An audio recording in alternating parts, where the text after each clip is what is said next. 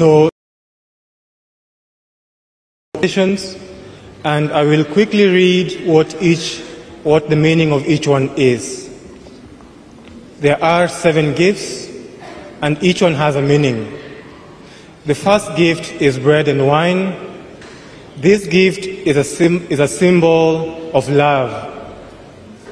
The second gift is the gift of candles.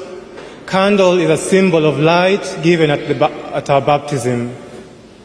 The third gift is a gift of salt. Salt is a symbol of flavor, and it purifies and preserves. The fourth gift is the gift of flowers. Flowers are a symbol of beauty, hope, and God's presence. The fifth gift is the gift of the crown of thorns. The crown of thorns is a symbol of humility and suffering, demonstrating the boundless love of Jesus. The sixth gift is a gift of farm produce.